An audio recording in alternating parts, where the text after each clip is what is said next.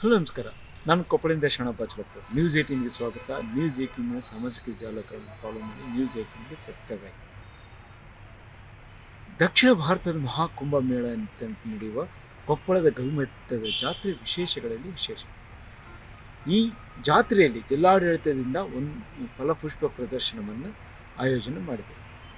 ಪ್ರತಿ ವರ್ಷ ಫಲಪುಷ್ಪ ಪ್ರದರ್ಶನ ಮಾಡಿದರೆ ಅದು 3 ದಿನಗಳು ಮಾತ್ರ ಇರ್ತಿತ್ತು. ಆದರೆ ಈ ಬಾರಿ 10 ದಿನಗಳವರೆಗೂ ಫಲಪುಷ್ಪ ಪ್ರದರ್ಶನವನ್ನು ಆಯೋಜನೆ ಮಾಡಲಾಗಿದೆ. ಗವಿಮಠದ ಜಾತ್ರೆಯ ಆವರಣದಲ್ಲಿ ಫಲಪುಷ್ಪ ಪ್ರದರ್ಶನಕ್ಕೆ ಒಂದು ದೊಡ್ಡ ಬೃಹತ್ತಾದ ವೇದಿಕೆ ಸಿದ್ಧವಾಗಿದ್ದು, ಅಲ್ಲಿ ಇತ್ತೀಚೆಗೆ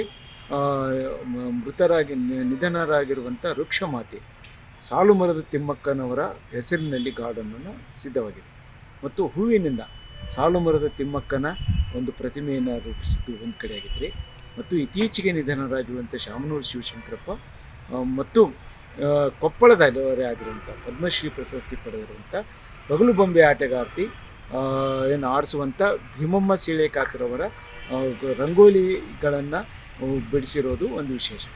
ಅದರ ಜೊತೆಗೆ ಇಲ್ಲಿ ಕೊಪ್ಪಳ ಜಿಲ್ಲೆ ಇತ್ತೀಚೆಗೆ ತೋಟಗಾರಿಕೆ ಬೆಳೆಗೆ ಹೆಚ್ಚು ಅವಕಾಶವನ್ನು ನೀಡ್ತಿರುವಂಥದ್ದು. ಜೊತೆಗೆ ಇಲ್ಲಿ ಈಗ ಕನಕಗಿರಿ ತಾಲೂಕಿನ ಸಿರುವಾರ ಬಳಿ ತೋಟಗಾರಿಕೆ ಪಾರ್ಕ್ ಆಗ್ತಾಯಿದೆ. ಇಂಥ ಸಂದರ್ಭದಲ್ಲಿ ತೋಟಗಾರಿಕೆಯನ್ನು ಉತ್ತೇಜಿಸುವಂಥ ಉದ್ದೇಶದಿಂದ ಜಿಲ್ಲೆಯ ಹಣ್ಣು ಬೆಳೆಗಾರರು ಮತ್ತು ತೋಟಗಾರಿಕೆ ಬೆಳೆಗಾರರ ಬೆಳೆದಿರುವಂಥ ಹಣ್ಣು ಮತ್ತು ಹೂಗಳು, ಜೊತೆಗೆ ರಾಜ್ಯದ ವಿವಿಧ ಮೂಲೆಗಳಿಂದ ಹೂಗಳು ಮತ್ತು ವೆರೈಟಿಗಳನ್ನು, ಜೊತೆಗೆ ತೋಟಗಾರಿಕೆಯ ಬೆಳೆಗೆ ಏನೆಲ್ಲ ಅವಕಾಶಗಳಿವೆ ಅನ್ನೋದನ್ನು ತೋರಿಸುವಂಥ ಉದ್ದೇಶದಿಂದ ಈ ತೋಟಗಾರಿಕೆ ಪ್ರದರ್ಶನವನ್ನು ಆಯೋಜನೆ ಮಾಡಿದೆ.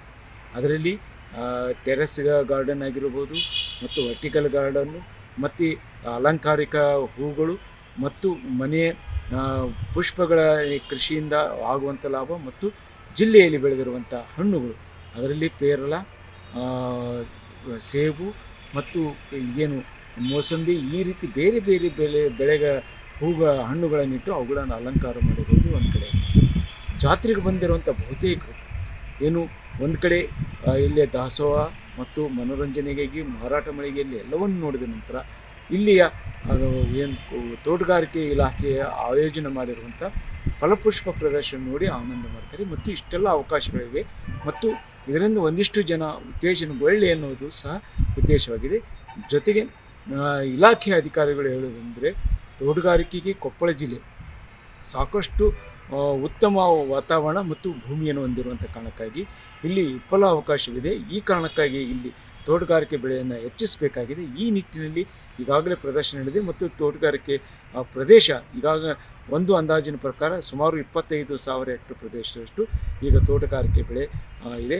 ಅದು ಇನ್ನೂ ಹೆಚ್ಚಾಗಬೇಕಾಗಿ ಈ ಫಲಪುಷ್ಪ ಪ್ರದರ್ಶನ ಸಹಕಾರಿಯಾಗಿದೆ ಅನ್ನುವಂಥ ಮಾತು ಹೇಳ್ತಾರೆ. ಜೊತೆಗೆ ಬಂದಿರುವಂಥ ಜಾತ್ರೆಗೆ ಬಂದಿರುವಂಥ ಜನರು ಫಲಪುಷ್ಪ ಪ್ರದರ್ಶನವನ್ನು ಗುಂಪಾಗಿ ಬಂದು ಅಲ್ಲಿ ಸೆಲ್ಫಿ ಕ್ಲಿಕ್ಸ್ಕೊಳ್ಳೋದಾಗಲಿ, ಅದನ್ನು ಫೋಟೋ ತೆಗೆಸ್ಕೊಂಡು ಮತ್ತು ಅಲ್ಲಿರುವಂಥ ಹೂವು ಹಣ್ಣುಗಳನ್ನು ನೋಡಿ ಸಂತೋಷ ವ್ಯಕ್ತಪಡಿಸೋದಲ್ಲಿದೆ.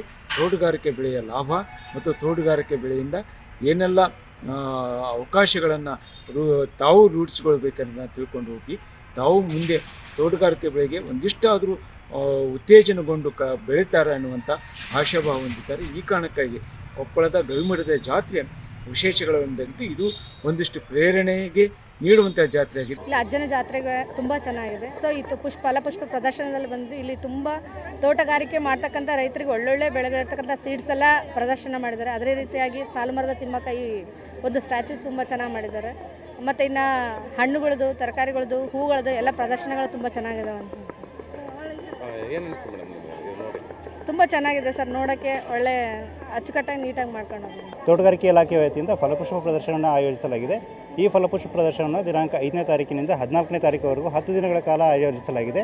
ಈ ಫಲಪುಷ್ಪ ಪ್ರದರ್ಶನವನ್ನು ನಾವು ಸಾಲುಮರದ ತಿಮ್ಮಕ್ಕನವರ ಒಂದು ನಮನ ಸಲ್ಲಿಸುವ ಸಲುವಾಗಿ ವಿಶೇಷವಾಗಿ ಸಾಲುಮರದ ತಿಮ್ಮಕ್ಕನವರ ಭಾವಚಿತ್ರವನ್ನು ಇಲ್ಲಿ ಮಾಡಿದ್ದೇವೆ. ಹಾಗೆ ವಿಶೇಷವಾಗಿ ಇದರಲ್ಲಿ ಅಂತಂದರೆ ನಮಗೆ ರೈತರಿಗೆ ಹೆಚ್ಚಿನ ಮಾಹಿತಿ ಸಿಗಲಿ ಅಂತ ಹೇಳಿಕೊಂಡು ಹೈಡ್ರೋಪೋನಿಕ್ಸ್ ಅಂದರೆ ಸಾಯಿಲೆಸ್ ಕಲ್ಚರ್ ಅಂತ, ಜಲಕೃಷಿ ಅಂತ ಹೇಳ್ತಾ ಇದ್ದೇವೆ. ಅದರ ಬಗ್ಗೆ ನಾವು ಒಂದು ಡಿಸ್ಪ್ಲೇನ ಮಾಡಿದ್ದೇವೆ. ಆಮೇಲೆ ಇದರಲ್ಲಿ ಬೋನ್ಸಾಯಿ ಅಂತ ಅದರದ್ದೊಂದು ಟೆಕ್ನಾಲಜಿ ಬಗ್ಗೆ ರೈತರಿಗೆ ಮಾಹಿತಿ ತಿಳಿಸ್ಕೊಡ್ತಾ ಇದ್ದೇವೆ. ಅದೇ ರೀತಿಯಾಗಿ ರೈತರೇ ಮಾಡಿದಂಥ ಕೆಲವೊಂದಿಷ್ಟು ತೆಂಗಿನಕಾಯಿಯಲ್ಲಿ ಕೆಲವೊಂದಿಷ್ಟು ಕಲಾಕೃತಿಗಳನ್ನ ಮಾಡಿದ್ದಾರೆ. ವಿಶೇಷವಾಗಿ ನಮ್ಮ ರಂಗೋಲಿಯಲ್ಲಿ ನಮ್ಮ ದಿವಂಗತ IAS ಅಧಿಕಾರಿಗಳಂತ ಮಹಾಂತೇಶ್ ಬೀಳಿಗೆ ಅವ್ರದ್ದು ಆಮೇಲೆ ದಿವಂಗತ ಶಾಮನೂರು ಶಿವಶಂಕರ್ ಪರ ಅವ್ರದ್ದು ರಂಗೋಲಿಯನ್ನು ಬಿಡಿಸಿದ್ದಾರೆ. ಆಮೇಲೆ ಕೊಪ್ಪಳ ಜಿಲ್ಲೆಯ ಕಿಳೆಕ್ಯಾತರಂತ ಶ್ರೀಮತಿ ಭೀಮವ್ವ ದೊಡ್ಡಬಸಪ್ಪ ಕಿಳೆಕ್ಯಾತರ್ ಅವರ ಒಂದು ರಂಗೋಲಿ ಚಿತ್ರವನ್ನು ಕೂಡ ಇಲ್ಲಿ ಅವರ ಗೌರವಾರ್ಥವಾಗಿ ಬಿಡಿಸಿದ್ದಾರೆ. ಆ ನಿಟ್ಟಿನಲ್ಲಿ ಜಿಲ್ಲಾಡಳಿತ ಆಯೋಜಿಸಿರುವಂಥ ತೋಟಗಾರಿಕೆಯ ಹುಣ್ಣು ಮತ್ತು ಹೂಗಳು ಮತ್ತು ವಿವಿಧ ಅಲಂಕಾರ ವಸ್ತುಗಳ ಪ್ರದರ್ಶನ ಸಾಕಷ್ಟು ಸಾರ್ಥಕವಾಗಿದೆ ಅಂತಲೇ ಹೇಳಬಹುದು. ಶರಣಪ್ಪ ಬಾಚಲಾಪುರ್, ನ್ಯೂಸ್ 18 ಕೊಪ್ಪಳ. ನಿರ್ಭೀತ, ನಿಷ್ಪಕ್ಷಪಾತ, ವಿಶ್ವಾಸಾರ್ಹ ಸುದ್ದಿಗಳಿಗೆ ಮತ್ತೊಂದು ಹೆಸರಾಗಿರುವಂತ ನ್ಯೂಸ್ 18 ಕನ್ನಡ ಈಗ ಆಪ್ನಲ್ಲೂ ಲಭ್ಯವಿದೆ. ದಯವಿಟ್ಟು ಇಲ್ಲಿರುವ QR ಕೋಡ್ ಅನ್ನ ಸ್ಕ್ಯಾನ್ ಮಾಡಿಕೊಂಡು ಆಪ್ ಅನ್ನ ಡೌನ್ಲೋಡ್ ಮಾಡೋದಕ್ಕೆ ಮರಿಬೇಡಿ. ನಿಮ್ಮ ಬೆಂಬಲ ಹೀಗೆ ಸದಾ ನಮ್ಮೊಂದಿಗಿರಲಿ. ಧನ್ಯವಾದ.